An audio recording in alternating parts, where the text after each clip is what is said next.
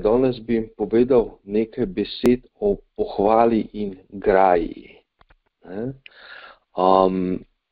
Večkrat se pogovarjamo o vzgoji in ko govorimo o vzgoji, pač večkrat poudarimo, da je problem oziroma bom rekel, način, kako smo bili mi vzgojeni, da so naši starši dejansko namesto, da bi grajali oziroma kritizirali naše napake, so kritizirali in grajali našo osebnost. To pomeni, da dejansko, ko smo nekaj naredili narobe zaradi našega neznanja, so naši starši potem rekli, da smo mi slabi, ne da je slabo tisto naše dejanje. Zato smo v življenju ves čas v nekem občutku krivde. To pomeni, ko vzgajamo otroke, moramo kritizirati dejanje, moramo korigirati dejanje, ne korigiramo pa osebnosti. Ker tisto, kar človek zna oziroma ne zna, od znanja nekoga in razumevanja življenja je odvisno, kako te stvari dela. In če tega nima, potem dela stvari narobe, ampak to ga še ne dela slabega človeka. To je zdaj ena stvar, bom rekel, medalje. Po drugi strani pa gre tukaj za pohvalo, ker že nekaj časa nazaj sem se pogovarjal s parimi strankami o pohvali.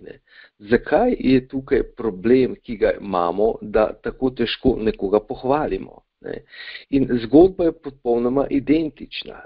Iz te naše vzgoje, ko smo bili vzgojeni, da dejansko smo bili kritizirani kot osebnost, je ista zgodba, da ko razmišljamo o tem, da bi nekoga pohvalili, dejansko gledamo celotno osebnost. Ampak zgodba je popolnoma enaka. Ko nekoga pohvalimo, moramo pohvaliti dejanje. Dostikrat recimo se soočamo ali pa smo v družbi z nekom, ki nam recimo ni všeč, ki je drugače, bom rekel, malo težji karakter, ga ne maramo, ali pa je, karkoli malo zatežen. In potem, ko taka oseba naredi neko dobro dejanje, imamo problem, da ga pohvalimo. Zakaj? Zato, ker zopet ne gledamo samo na tisto njegovo dejanje, ampak gledamo na njegovo osebnost.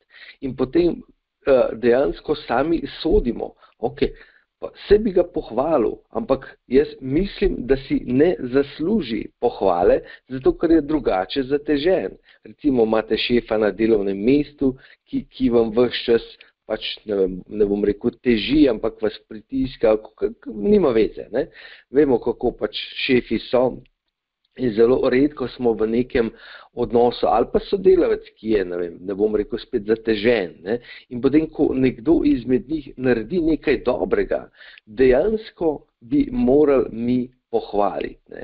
Ampak, ko mi gledamo na celotno situacijo, potem mi razmišljamo, ta oseba je zatežena in če jaz to osebo pohvalim, potem dejansko pohvalim njegovo osebnost, mu dam podporo v njegovi zateženosti, kar pa je popolnoma narobe. Tako da dejansko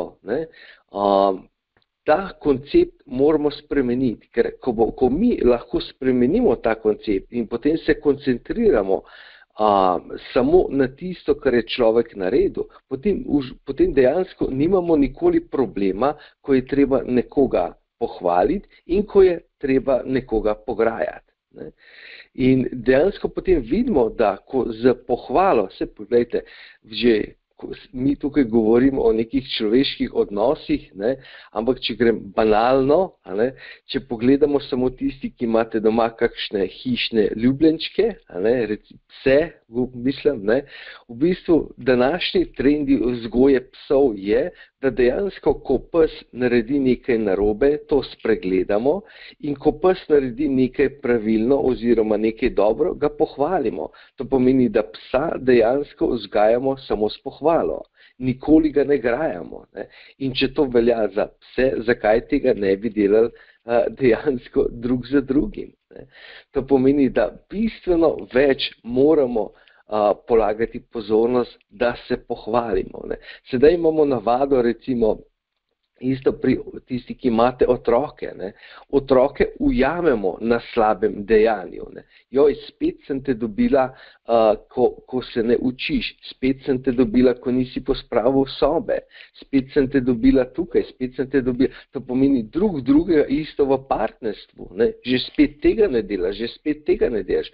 Ves čas neko obtoževanje, to pomeni, da drugega iz neke stare nekoristne navade poskušamo ujeti v negativnem dejanju. Okay. Kaj, če bi sedaj to navado spremenili in bi poskušali drugega ujeti v pozitivnem? Ok, sem te ujel, priden si, super, čestitke. Ne?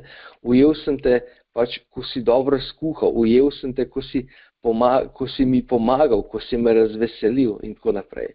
Tako da v bistvu pohvala moramo začeti gledati povsem na drugačen način, ker ne glede na to, zdaj oseba, kakršna je, takšna pač je, takšna je, ker pač je to pač ta oseba skupek nekih izkušenj, ki jih je v življenju naredila, skupek nekega znanja in razumevanja, ampak če v nekem trenutku naredi neko dobro dejanje, potem zagotovo to dejanje zasluži pohvalo.